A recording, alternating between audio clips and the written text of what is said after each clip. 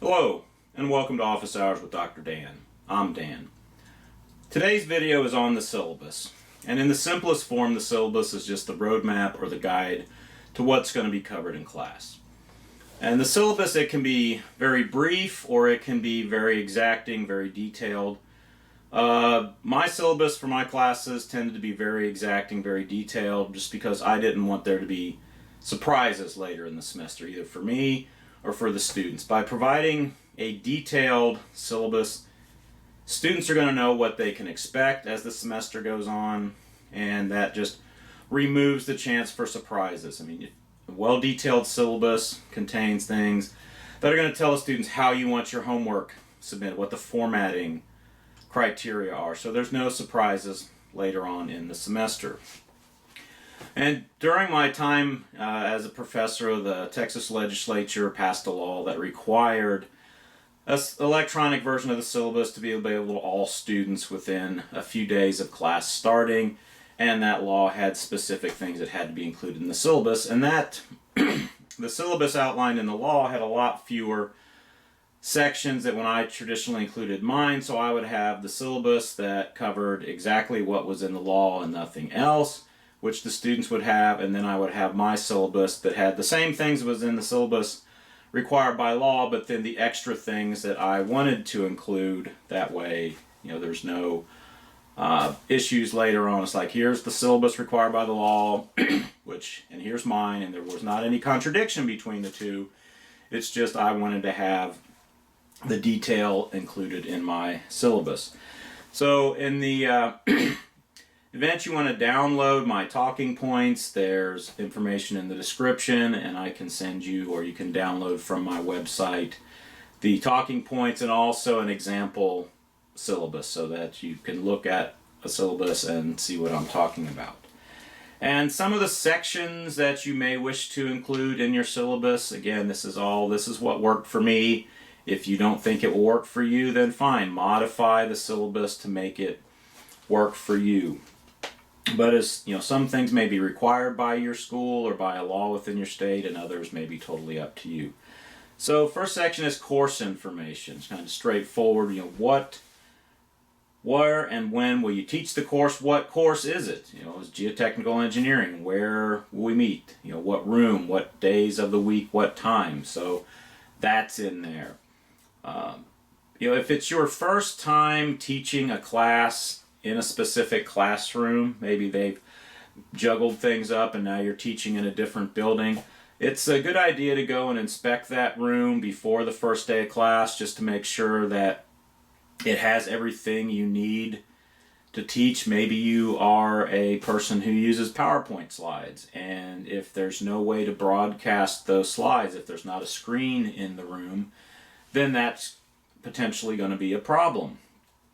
And a fellow professor of mine was assigned to teach a class in a building that wasn't the civil engineering building, and she gets over there for the first day of class, and the room that they've assigned her is a storage closet. So you can't teach class in a storage closet, so that really interfered with the first day of class, with having to try to find a classroom that was actually a classroom and not a storage closet. So just before the first day of class, make sure you know that wherever you're slated to teach is actually some place that you can teach. Course description and credit hours, and use the course description from the course catalog. I mean, it's there for a reason. There shouldn't be any discrepancy in that, because the catalog is what the resource the students have to look at when they're choosing classes. So your class should match what's in the course catalog. That's not to say you can't teach additional things, but you do need to make sure that your class is like what is listed in the course catalog. Are there any prerequisites or co-requisites for the class? So you need to list those. If there are prerequisites, is it your responsibility to verify the students have taken and passed the prerequisite classes, or that they're registered in the co-requisite classes? At Prairie View, that was one of the professor's responsibilities. We had to verify that the student had taken and passed the prerequisite classes. So I would have them bring in a copy of their unofficial transcript. That's something that they can download from the school system. It's unofficial, but it's going to have that they passed the co-requisites or prerequisite classes. So I would have them highlight those and go through that at the beginning of a class period before the paperwork was due. Now, granted, I had very small classes. I could get away with doing that. If you have very large classes, then quite frankly, it should be the university's responsibility to make sure that the student has taken and passed the co-requisite and prerequisite classes before they're even allowed to register. But if you have to verify them, then you have to come up with a way to do that. And also under course information is what is the the required textbook or textbooks or lab manuals. And textbooks are expensive, yes, but a well thought out, good quality textbook can really make the class go a lot smoother because it puts the majority of information the student's going to need in one place, so they're not going out and running down a bunch of journal articles or this, that, or the other thing. But one thing to consider is if there's a new edition of the textbook, it's a class that's been taught a long time, it's a class that there's a lot of resources out there, and the publishers come out with a new textbook. Well, is the new version of the textbook really necessary? Was there enough changes in the textbook that make it worth the huge increase in price, or the huge difference in price between newest edition of the textbook and older editions of the textbook? When I taught soil mechanics, the publisher came out with a new edition of the soil mechanics textbook, and quite frankly, it wasn't really that good of an update. There was very, very little new information in it. So I had to teach from the new version of the textbook, but I told my students that if they could find the old edition of the textbook, that was fine with me. It was their responsibility to make sure that if I'm assigning homework problems from the new edition of the textbook, that they're working the correct problems. So that's something for you to consider. And if you're teaching the class for the first time, and especially if it's a short notice assignment that, hey, you have a week's notice that you're going to be teaching the class, you're probably going to be using the textbook that's been previously used, and that's just the way it goes. As far as lab manuals go, do you really need to have a formal lab manual? Maybe your school has developed a lab manual for a common chemistry class or physics class or something like that, and that's fine because those are normally a lot less expensive than publisher-provided lab manuals. But for instance, my material science class, we were doing testing on concrete and aggregate and asphalt and things like that. Well, the Texas Department of Transportation has specific testing guidelines, and they were available online, and they were free. So do you really have to do the ASTM standard, or can you do a TxDOT standard, or can you do the standard test for your state Department of Transportation and keep the students from having to shell out that money? So it's something to consider, as long as it's not going to degrade the student's learning process. If you're teaching a chemistry class and there's a really good lab manual that'll really help the students learn, then fine. College is expensive. Part of going to college is buying the appropriate textbook and all that. And if the textbook or the lab manual that you pick is the best for the job, then so be it. The instructor contact information. How do you want your students to be able to get a hold of you? Is your university email? Where's your office? I personally, all of my students had my personal email address and my cell phone number. Now, I did that because I taught at a small school with a small number of students, and during undergrad, my professors provided they didn't have cell phones back then, but provided their home numbers in the event that something really came up that you needed to ask a question on a Saturday or Sunday when you're doing the homework and the assignments due Monday. And over those 10 semesters of teaching, none of my students ever abused that. Now, I realize if you're teaching 500 students in a class, probably don't want to give out your cell phone number, and rightfully so, or your personal home phone number. And that's fine, but again, remember, back with my undergrad professors, we didn't have email back then. When I was a professor, yes, we did. And I gave my personal email address just because it was easier for me to check my personal email when I was not on campus than it was to check my university email.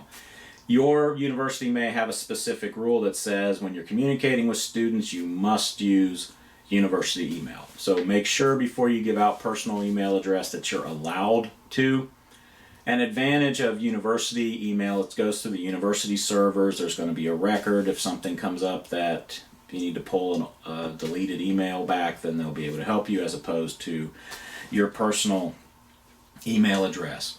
And if you have a preferred method of being contacted, say, okay, my email address, here's the email address I want you to use, then highlight that in the syllabus and let students know that. And also consider having specific wording in the subject line, so that if something gets sent to spam, if you're going through and checking your spam folder occasionally, that you could see in the subject line, for instance, CVEG 3023 question. So I would know that CVEG 3023 is a civil engineering class for geotechnical engineering. If that was in the subject line, chances are that's not spam, that just got misfiled, and I could pull that out and answer that question. When and where will you have office hours? Are you required to have office hours? If you are, or you will, where's your office? Let your students know that. If your office is hard to find, maybe you're back in the bowels of the department, maybe you're in a different building than most of the other professors are, maybe you're down by the loading dock, which is where my office was for part of the time I was there. So let students know in the syllabus if it's hard to find. If you're like right in the main civil engineering office or department office, then probably not a big deal. But if you're out someplace away from the other professors, then make it easy for your students to find you. And is your office set up to meet with students? Is there enough room for more than one student to meet with you at a time if they have the same question? Are you sharing the office with one or more other professors? So if your office is not set up, there's really not a whole lot you can do about that, because you're assigned what you're assigned. But is there someplace else that you can go to work problems out with students and meet with students if your office isn't the best place to do that? Maybe there's a lab nearby that would be okay for you to meet in. There's no hazardous materials or anything in there. There's a board to work problems out on, chairs to sit at, things like that. So have a place to fall back to if you get 2, 3, 4 students coming with the same question, and that way you can meet with them and get through their questions. And as far as being in your office when you say you're going to be there, if you have office hours Monday from 2 to 3, then you really need to make sure that you're at your office, or there's a note on the door that tells students where they can find you, and that place is somewhere nearby. Sometimes I would use office hours time to get ready for a lab, but if a student had a question, then they knew, you can come and talk to me during that time. If I'm in lab just setting things up, still come in. Office hours comes first, but if there's no one knocking on my door or waiting for me, and I don't have any other grading or things to do during that time, then I'm going to use the time productively and not just sit in my office twiddling my thumbs waiting for students to stop by, because there's a lot of times that from beginning to end of office hours no one would stop by. They just didn't have questions. So maybe students at your school are more apt to show up to office hours, maybe they're not. So just keep that in mind. If you're required to have office hours, make sure you're there, because if a student is having trouble in the class and they say, well, hey, I stopped by, but Professor so-and-so wasn't in their office during their office hours, that's going to be fun to try to explain to the department head or the dean. You say, well, I was right next door and there's a note on the door. That's fine. If they said they called and no one answered the phone, then it's like, well, did they leave a message? All right, because maybe you don't want to talk on the phone for students coming in for questions. Maybe you want them to come in or things like that. So whatever your policy is, as long as it doesn't disagree with what the university's policy is, have that in your syllabus. What is your policy for office hours and things like that? And on the thing with office hours, again, I said I used some of that time when students weren't there to set up for lab. Well, if students were coming by for questions, then I had to take care of those questions, and that was fine. So if you're a full-time professor, you need to make sure that you leave time in your schedule to do things like course prep, to get labs ready, to grade and do, if you have research responsibilities. So you need to be careful about telling students just stop by whenever you have questions and things like that. I mean, that's, being an approachable, friendly professor, but, teaching is one of your duties. And, as an adjunct, teaching was my only duty. So if I was on campus, students could feel free to come and ask me a question because I didn't have research responsibilities. I didn't have community service responsibilities or things like that. But if you're a full-time professor and you have all these outside responsibilities in addition to teaching, then you need to make sure you leave yourself time in your schedule to do that. So if you have your schedule posted on your office and it says from this time to this time I'm doing research activities or something else or course prep, and a student stops by, if you have the time, then you can consider answering their questions. If you're in the middle of something, it's like, look, you'll have to come back during office hours. I've got other things going on. So in my opinion, teaching is the most important part of a professor's job, but that's just my opinion because I never had to do research or outside service or anything like that. But there's nothing wrong with having your schedule posted and saying, with these times, I'm going to do other things. And make sure it's like, okay, from here to here, this is my lunch time. Carve that time out so that people aren't coming by and disturbing you. Because if you can point up to your schedule on your door or on your electronic schedule and say, look, these are the times that I have other things slotted, you're going to have to rearrange your schedule to come back when it's convenient for both of us. So make sure you guard your time so that you don't get behind in your other responsibilities. If you have teaching assistants, make sure your teaching assistants are where they're supposed to be when they're supposed to be there. So if they are supposed to have office hours, make sure they are in their office or immediately close by where the students can find them very easily when they're supposed to have office hours. And if you have multiple TAs, probably not a good idea to let them all have office hours at the same time, because if some of your students have class when your TAs have office hours, an outside class, a class different than yours, then they're not going to be able to get help. So those TAs need to stagger their office hours to maximize the time available for students to meet with them. I'm not saying that the TAs need to be in there on Saturday or Sunday or late at night or early in the morning, whatever some reasonable days and times are. And what outside resources do the students have available to them other than you? I mean, do you have TAs? How do they get in touch with the TA? Is there a learning center? Is there some place where they can go and get tutors as part of their tuition where they're not having to pay extra money to get an outside tutor? Is there a writing center where people will go and review their writing assignments and provide feedback to improve their writing?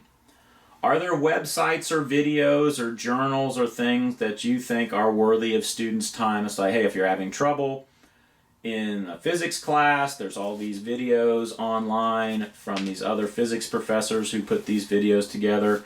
Go ahead and look at those. I mean, make students aware of what some of the outside activities are, or outside resources rather.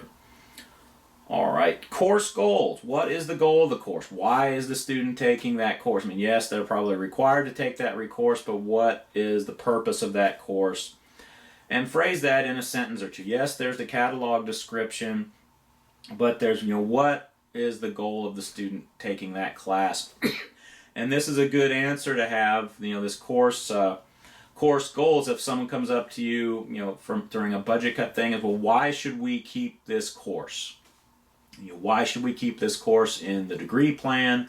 Why should we still offer this course if it's an elective? What are the goals of this course and how do they help the students? And what are the course outcomes? At the end of the course, if a student puts the time in, does the homework, studies for tests, what outcomes should they receive? What outcomes will they get? For soil mechanics, they should know how to classify soil. They should know stress-strain relationships. They should know the basics of foundations. So those are kind of the course, outcomes. Then another section is course requirements and evaluation methods. So this is basically what activities will the students be graded on so that you can calculate their final grade. So there's homework, quizzes, tests or exams, lab reports, field trips, term papers, group projects, presentations, and whatever else you may have for them to earn points for their grade. Are you going to account for attendance in the final grade? Are you going to have something like participation and professionalism for students? If they participate in class, they ask questions, they answer questions, is that going to count towards their grade? So the grading part of the syllabus, how a student is going to be graded, how their final grade is going to be calculated, is to the students probably the most important part of the syllabus, because this shows here's how I am going to be graded. If I take back all of the material the professor gives back to me, all the graded material, I should be able to run through and calculate my grade and come up with the same grade that the professor gives me at the end of the semester. And that's important. My brother, when he was in undergraduate, he calculated his grade and he had a B. On his report card, he got an F. And couldn't believe it. So he took all of his work to the professor and presented it to the professor. And initially the professor, according to my brother, was a little, him and Hall's like, well, you probably did bad on the final. And then they pulled out the final, which my brother didn't have access to because he thought he did reasonably well on the final. Turns out he did. There was a mistake in entering the grade into the grade worksheet, the grade spreadsheet, and he really did earn the B rather than the F. So, students need to know how to calculate their grade just to kind of make sure that the grade they get at the end is the grade that they actually earned. And as far as, how specifically will the student's grade be calculated? What percentage of each category will count towards the final grade? So for me, tests, whether it's test, midterm, final, are going to count a whole lot more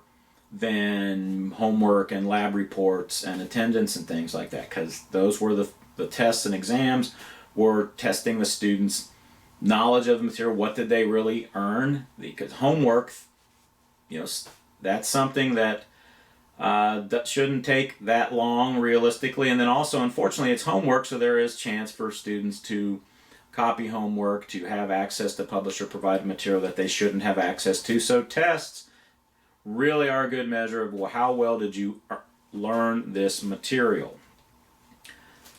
Again, encourage your students to keep everything that you hand back, one, so they have it to study for, and two, so they can check their grade. So if you don't want them to get something back, they look at it and toss it. I mean, that's their right as a student to do that, but they really should hang on to that material.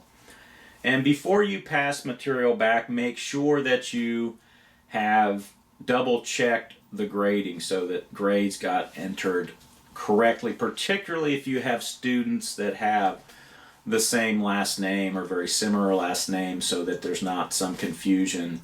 You have 4 Smiths in the class and you get those grades confused.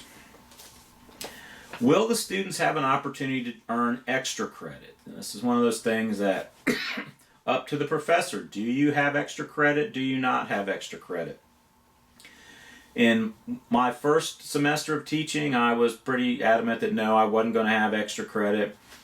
Towards the end of the semester, students came in and were asking for opportunities. Unfortunately, they asked nicely. They weren't demanding something. They weren't giving some sob story. So I relented and developed my extra credit procedure. And extra credit is one of those things that should not allow a failing student to take their grade all the way up to a C. My opinion on extra credit, it's there to allow a student who is near the edge of the next higher grade to earn that next higher grade. If they're at a 76 and they do extra credit, maybe they can get a low B, or if they're at a high B, maybe they can get that A. But to me, extra credit should not allow someone who is failing the class to get a C. If they've got a high F and they can get a D, well, okay, but then at some places a D is not passing. A D is not going to allow them to carry on and get credit for that class or take the follow-on class if the class they were getting the D in was a prereq for something else. So I had it where they get a journal article approved ahead of time on an engineering topic or engineering failure, and they had to write 800 words plus or minus reacting to it. It wasn't just a book report. And if they did everything correct, they could get up to 1 percentage point added to their final grade, and they could do that a maximum for 5 percentage points. And I never had anyone try to do all 5 percentage points, and over the course of 10 semesters, I maybe had somewhere around 5 students do some degree of extra credit. So it was there, but it wasn't something that was easy. It was doable, but they had to put time in, and it's not something that, it's two days before the end of the semester, and they could come in and give me these 5 papers and then go from the F to the C. That's, again, extra credit should be there if you're going to have it to kick that student up to the next higher grade, not allow a failing student to pass the class. Right? The next section, course procedures. How do you want your course to run? How do you want homework turned in? What's the format that you want to have for homework? What are your rules on electronics in the classroom? So, as far as homework, when is homework due? Are you going to accept late homework? Are your graders going to accept late homework? How do you want it submitted? Do you want it with their name on it? Do you want it handed in a class? Is there going to be a box someplace students have to put the homework in by a certain time? So that's what the syllabus is for. It answers all of these questions, so there's one place that students can go and know what is expected of them. They don't have to keep asking you. They don't have to keep asking the TAs. They can't say, well, I didn't know that homework had to be in this box by this time. You can point to the syllabus and say, that's where here's where it was. It was handed out in class. We went over it the first day of class. If you missed that, that's life. As far as your rules for how will you return homework, do students know, okay, they go back to that same box later in the week and their graded homework's going to be there? Are you going to pass it back in class? Is it going to be emailed to them? How are they going to get their homework back? And what are your rules for formatting? If you have writing assignments, do you want them double-spaced or single-spaced? If you have a preference, the syllabus is the place to let them know. If you don't have a preference, then that's fine. Don't put it in there. But if you have, be wary of that. If someone comes up with some script font instead of regular Pico or Elite or something like that, or Times New Roman, I never specified fonts or anything like that, but fortunately I never had students try to use some crazy script font for turning in writing assignments. Is neatness going to be something you're worried about when you're grading homework assignments? For engineering classes, when engineers go out and get a job, their work is going to be reviewed by other engineers. We don't just give someone an engineering degree and say, go forth and design the next skyscraper. There's going to be licensed engineers that those other engineers work under, and those licensed engineers have to check that person's work. So it's important for the students to get in the habit of working in a neat, orderly, and methodical manner. So not just the graders or the professor can grade their homework, so it's when they get out in real life, their supervisor or supervisory engineer can look over their work and follow it. Are you going to require them to staple multiple pages together? I mean, some of this is, kind of high school-y type stuff, but how do you want things handled?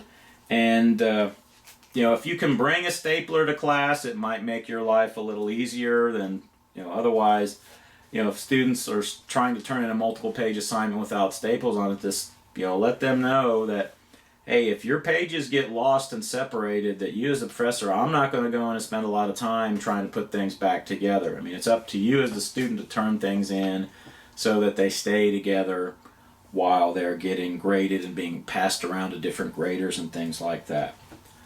All right. If your class has a laboratory component, it's probably a better idea to hand out a separate sheet detailing how you want lab reports turned in, the format for the lab reports. And my philosophy was always to try to keep the lab reports short and to the point. Some professors would make students regurgitate the procedures, like here's all the steps we followed. Well, those are the steps from the testing procedure. I mean, why are you parroting back the steps from the testing procedure in the lab manual? All I would want to know is if you did something different, or if conditions in the lab required us to do something different. So here's what we did different, and I want to know how would that affect the outcome of the experiment.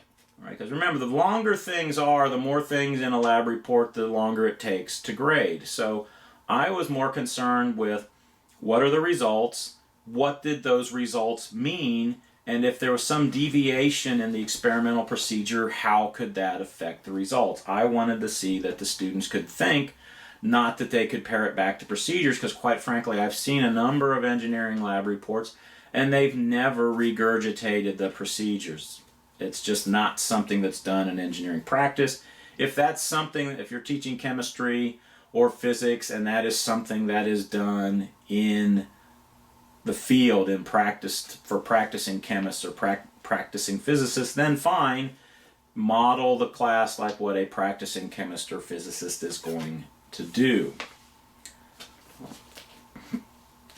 Are there times when you want the students to check their email for material that you're going to expect them to bring to class? Because maybe you're going to have handouts, and rather than you printing them out and handing them out in class, maybe you have some kind of course notes website that students could go to download things, or you're going to send out a mass email of, hey, here is something you need for class, some worksheet or graph or chart or things like that.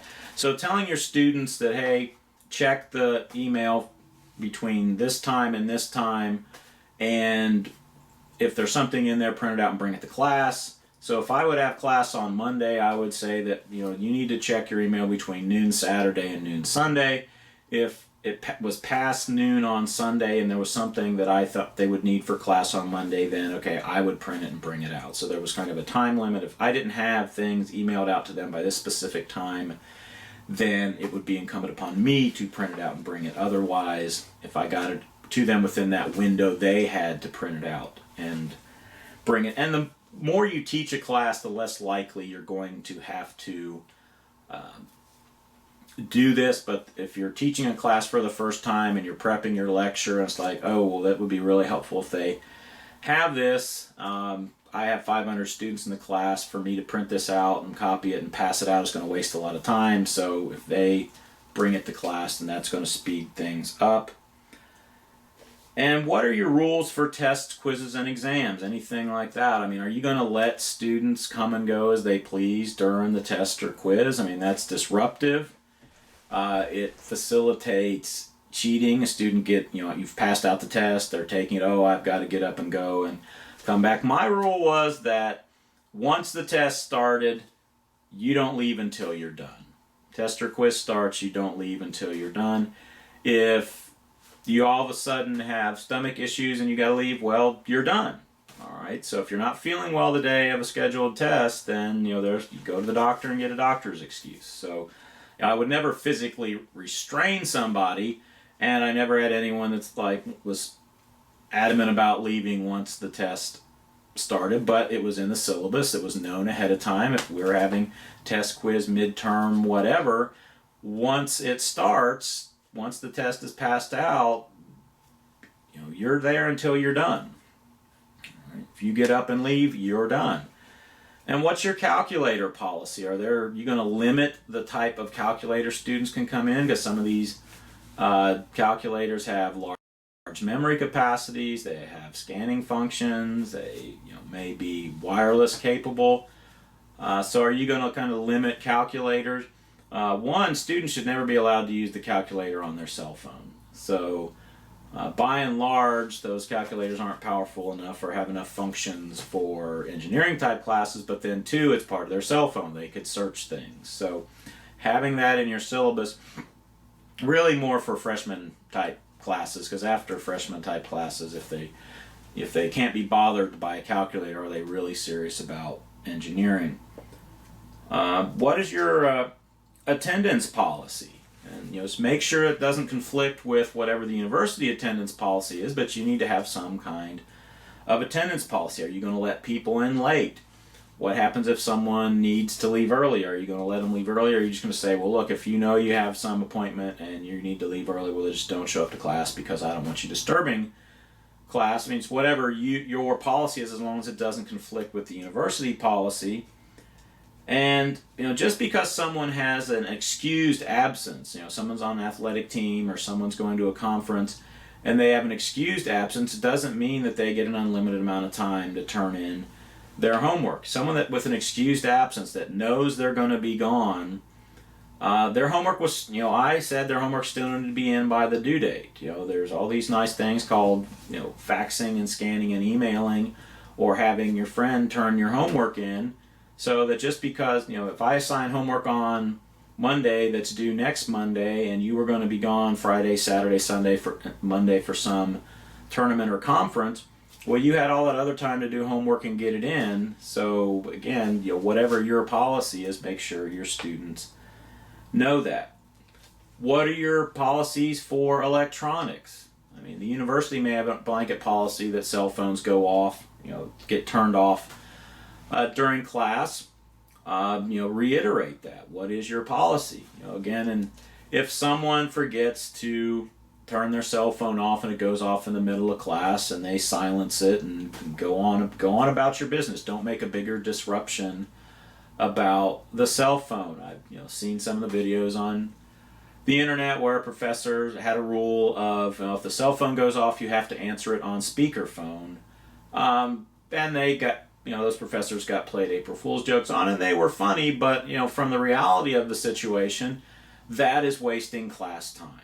So my thing is, I want to minimize disruptions. I want to keep them time-wise to a minimum. So if someone's cell phone went off, silence it and move on. If it's the same person forgetting to turn their cell phone off over and over, then you have a talk with them. You take points off if you have this attendance professionalism kind of thing. It's like, look, you're not turning your cell phone off.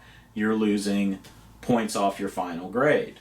All right, so that's a good thing to get into their heads before they get out in the work environment, because this whole twiddling around on their cell phone in the middle of a meeting or something like that, if you're in the middle of a meeting and with your boss and other people and you're playing around on your cell phone, and by you I mean your students, that's not good.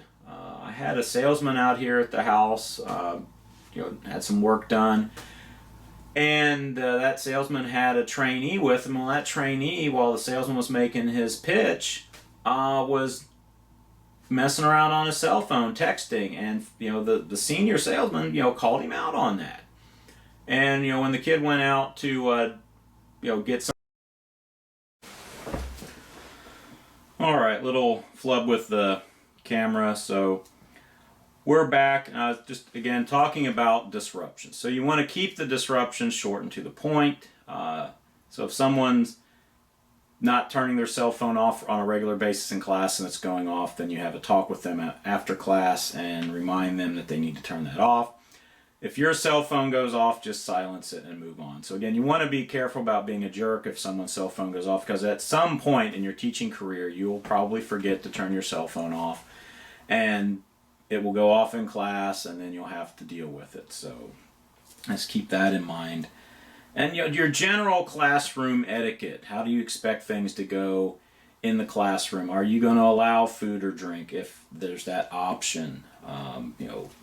Restroom breaks. If you have a 3-hour-long class, or even again if you just have a 50-minute class, I mean it's college. If something comes up and someone needs to leave to use the restroom and it's not during a test or a quiz, I mean they shouldn't have to ask. I mean, again, it's not elementary school. If you're in the middle of a meeting at work and nature calls, you're not going to ask who's ever in charge of the meeting if you can go to the restroom. You're just going to get up and go if you need to go, if you can't hold it till the end of the meeting or the end of class. So, just remind students if they need to get up and leave in the middle of the class, they need to do it as quietly and as with as least amount of disruption as possible. If you have a lab component to the class, are there some kind of safety briefings or safety courses that they have to complete before they can go into lab? Are there specific clothes that they must wear to lab or that they cannot wear in lab? So generally for most labs, you can't wear open-toed shoes, sandals or flip-flops or things like that. So if they must wear closed-toed leather shoes, then you need to call that out in the syllabus so that there is no doubt of what the expectations are. Are you going to have a field trip or some outside activities? If you're teaching a class in Shakespeare and you know Macbeth is going to be playing at the local playhouse, are you going to require your students to go see that? And is that something you're allowed to do? Are you allowed to require your students to go do something that they are going to have to pay for and that is going to occur outside of normal class time? All right, so if you're allowed to do that, great. If you're not allowed to do that, then that's one of those things that, okay, if you want to go see Macbeth and bring back the playbill or your ticket stub and do some little assignment on it, then that's extra points. Then if you're allowed to do that, that's great. I would have a field trip for the soil mechanics class to a local geotechnical company.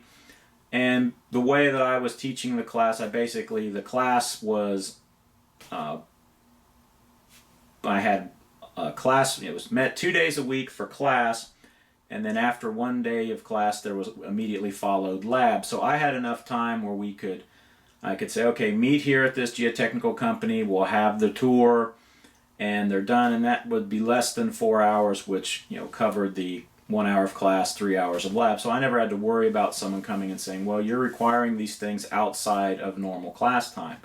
That didn't happen.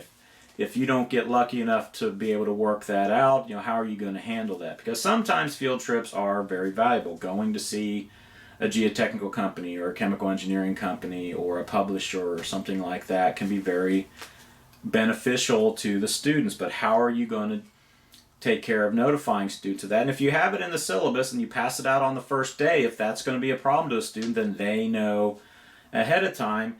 Because also, I would say students were responsible for getting to and from the geotechnical company on their own. This isn't high school. We're not going to charter a bus and do all that kind of stuff. Everyone has cars and driver's license or the ability to ride with a friend. So, I told them in the syllabus, you must get to and from that place on your own. If there was a problem, I told them to get with me early, and the 3 times we did that, there was never an issue.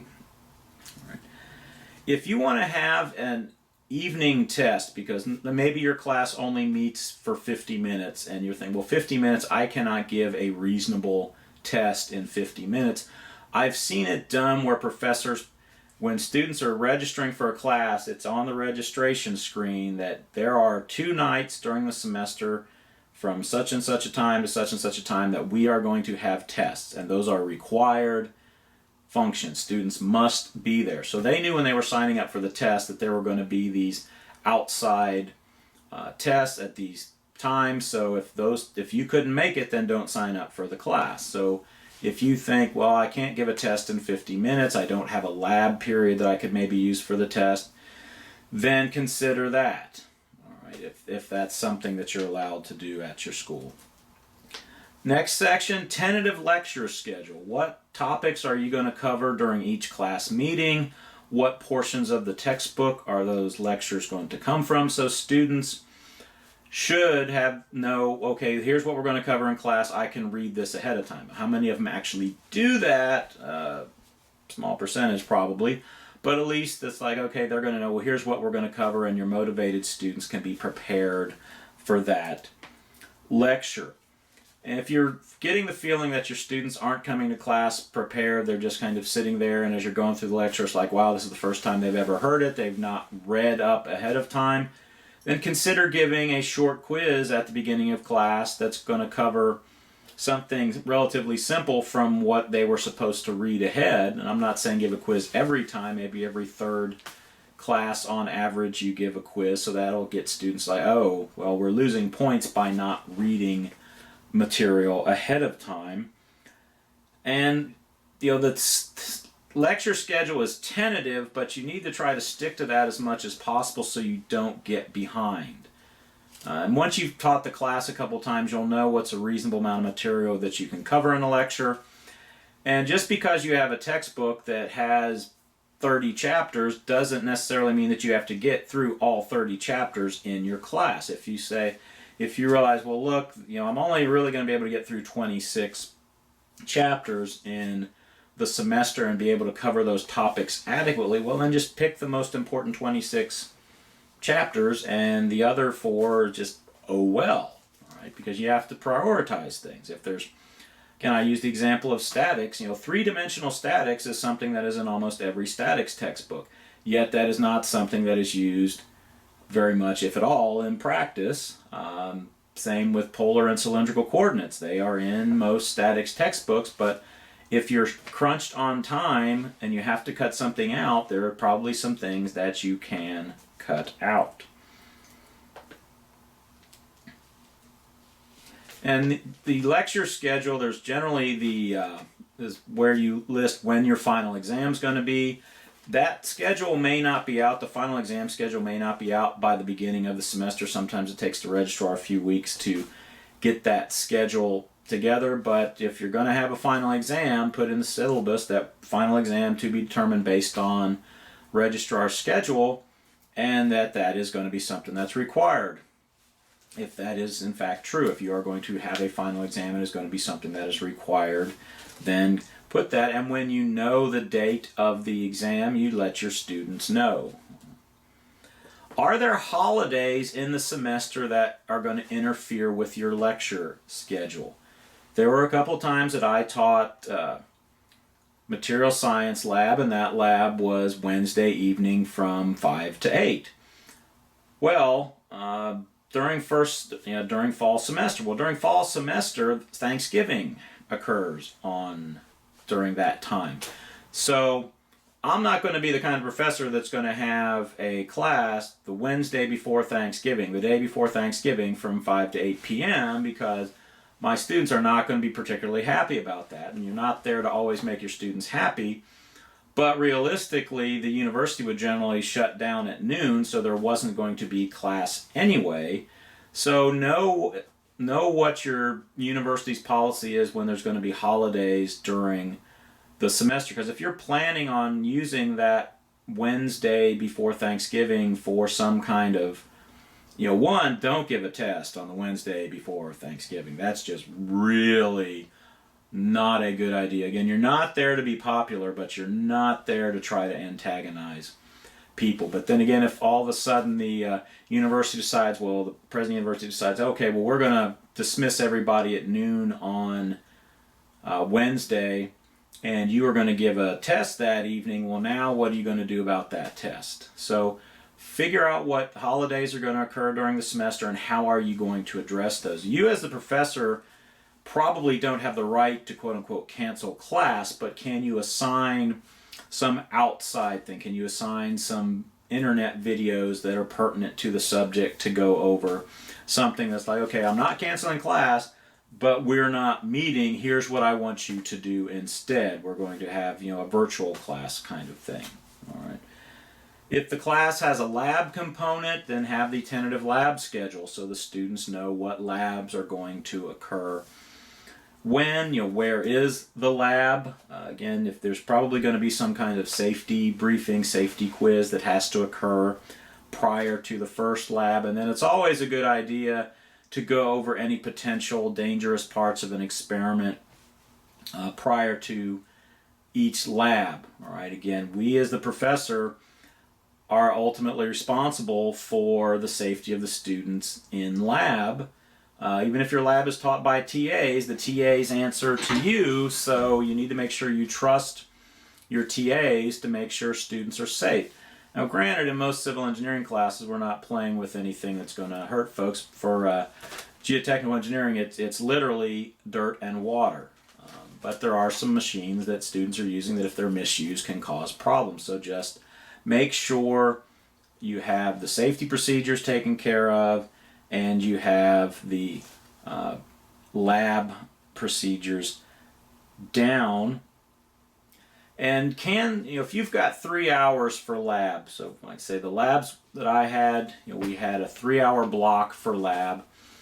And can you get more than one experiment or test done in that time? And if students can, my philosophy was rather than just have them come in and do one experiment and be in and out in 40 minutes, well, can we do 3 or 4 and use most of that 3 hours so that I have those extra lab sessions that I don't need? I can use those for lecture. I can use those for days to give tests so that students have more than 50 minutes for a test. I can have an hour and a half long test, provided I can find a room for students to meet in, because the lab is generally not a good place to try to give a test. So again, if you can cram, and when I say cram, I don't mean where you're shoving so much in that students aren't really learning anything. They're just in such a hurry to get through the experiments that it's just not, they're not getting their money's worth. They're not learning anything. But if you can get 2 or 3 or 4 experiments done in one lab, and that frees up some what are listed as lab periods for you to do extra lecture or work problems or use that for whatever else needs to be done, then consider doing that. And as far as university rules and procedures, some schools have a requirement that at the end of at some place in the syllabus there are certain sections from the Student Handbook or university rules that must be included in every syllabus, and that's usually dealing with excused versus unexcused absences, or students with special abilities, if they have learning disability or physical disability that requires some kind of accommodation. Then normally those students have to go to a specific office on campus and register, and then that office will let you as the professor know this student has these issues that must be addressed, and then they will work something out with you as far as tests and lab access and things like that. If you're new to your university, it's generally a good idea to read through the Student Handbook so that you know what the students are being told, what rules the students are being given, and then kind of keep up on those changes, because again, the university rules and policies trump yours. They supersede yours. So you don't want to put anything out there that is in conflict with the university. So knowing what the students are receiving, what the rules that they are being told, is good for you so that you can have an idea of what to put in your syllabus. So again, down in the description is a way to get my talking points as well as an example syllabus so that you can take a look at that and use what you can, discard what you don't need, so that you can put together a good syllabus to make your class run more smoothly. So hopefully this has been helpful. Take care, and I'll see you next time.